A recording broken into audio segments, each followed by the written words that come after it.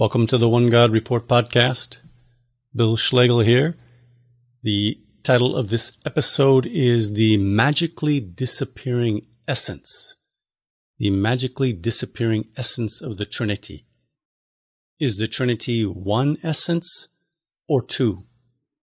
This is a topic I've mentioned before in a previous podcast. It was podcast number 39, The Word Became Flesh.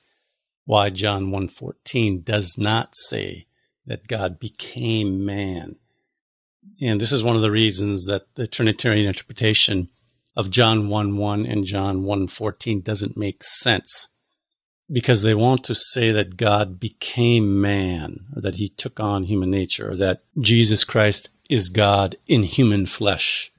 But then when they define the Trinity only has one nature, one essence. So that second nature that God the Son supposedly took on just magically disappeared. So a few more thoughts on this. Trinitarian theologians have insisted that God is one. The only way they can say they're monotheists, that God is one, is by claiming that the Trinity is three persons in one essence. I'll quote from my trusty Trinitarian witnesses here, James White, his book, The Forgotten Trinity. He says on page 24, quote, "Many misunderstandings of the Trinity can be dispelled if we simply remember a basic truth. When speaking of the Trinity, we are talking about one what and three whos. The one what is the being or essence of God. The three whos are the Father, the Son, and the Spirit," unquote. So there's three persons in one essence, or another word he uses is one being. And a couple of times in these books too, they say that that being of God is a nature. It's one nature. Although I found that most people in the Trinitarian world, when they want to refer to the Triune God, they don't use the word nature so much. They prefer the word essence or being, just like James White did there in his definition. But they slip up every now and then in these books, and they'll say that God is one nature. But here's the same thing from Fred Sanders' book, The Triune God, page 121, quote, "There are, therefore, in the eternal essence of God, three distinct persons," unquote. James White says you can't mix up the one what and the whos, the three whos regarding the Trinity. But this description of the Trinity given by these Trinitarians, that God is three persons in one essence, directly contradicts and testifies against their other core belief, drawn from passages like John 1:14. And what's that other core belief? That God took on a second essence, a second nature. And this is why I think they avoid the word nature when they refer to God, because they know they're going to use it with the second nature that Jesus supposedly assumes, but they're going to be able to make that disappear when they talk later about God having an essence. So part of the magic trick is switching the words from a human nature to a divine essence. We're going to forget about the human nature when we define who the three-person God is. So their only claim to monotheism, that God is one because he has one essence, directly contradicts their other core belief that God became man.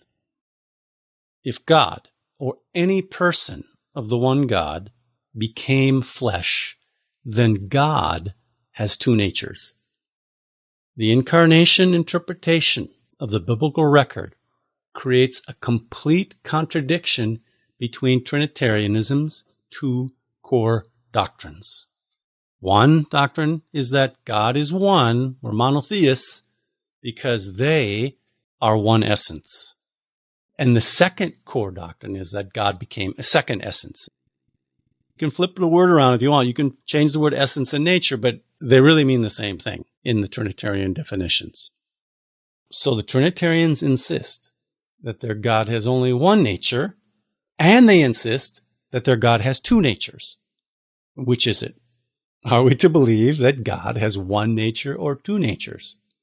Biblical theology and Christology should not be a magic trick, right? Where you say, look, over here, God has one nature, one essence. And you flick your wrist. Now look, he's got two natures, two essences. Back and forth. One essence, two essences. One essence, he's one God. Two essences, he became man. These two core doctrines totally contradict each other, and they insist at the same time that God is both one nature and two natures.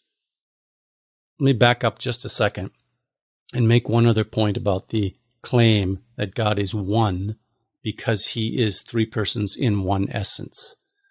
This does two things. First, it makes God an it. Now, the one God is not personal. He's not a person. The one God is not a father who's going to care for you. The one God becomes an it, an essence, or you might even say a force, kind of like the Star Wars, the force is with you. If you want to say God is an essence, God, the one God, is now an it. The one God is not the Father. And that's the other thing it does, is the Trinitarian definition of God attacks the fatherhood of God. The Trinitarian thinking not only makes God into an it, an essence, but it attacks and denigrates the personalness, the fatherhood of the one true God. It replaces the one true God who is the Father with an it, an impersonal essence or force. There's parallels too with the modern woke ideologies today of the attack on fathers and family and the authority of fathers and patriarchal structure, God as Father. It's an interesting parallel. But the Trinitarian definition of who God is and belief in who God is replaces the Father, the one God, the personal one God, with an it or an essence or a force. So back to my question, and if there's any Trinitarians listening and I don't understand this correctly, please feel free to correct me and explain how God at the same time can be both one essence and two essences. You insist that God is one because he's one essence, but then you insist that God took on another essence, a human essence. The Trinitarian world for 1,600 years seems to have ignored this contradiction between its two core doctrines. Is the Trinitarian God one essence or two? Did he take on another essence or did he not? If God the Son took on flesh, how many natures does the Trinity have? I'm not asking about how many natures God the Son has, but how many natures does the tri-personal God have? The standard explanation for 1,600 years has been that the Trinitarian God is three persons in one essence. That definition rejects the idea that God became flesh. That definition denies even an abstract human nature of Jesus. It seems to me that when talking about God, the tendency for Trinitarianism is to forget about or remove the human nature from God. If the Trinity is three persons in one essence, Jesus is no longer flesh. Even the abstract humanity of Jesus is eliminated. So by its very own definition of who or what the Trinity is, because the Trinity is not really a who, it's a what, it's an it. Trinitarianism eliminates the humanity, the flesh of Jesus, the Messiah. If the Bible is claiming that one member of a Godhead became flesh, then God has two natures, two essences. And the Trinitarian claim that God is one essence fails. The way in which they claim that it's monotheistic doesn't work. That's it for now. If you haven't subscribed to the Bill Schlegel YouTube channel, please do. There is some conversation going on there with Trinitarians. Sometimes some of the questions that show up there can be frustrating, but it's always good to have other one God believers put in a comment or two. And for constructive discussion, if you haven't joined the One God Report Facebook group, please feel free. Yishma'u anavim v'yismachu. The humble will hear and rejoice.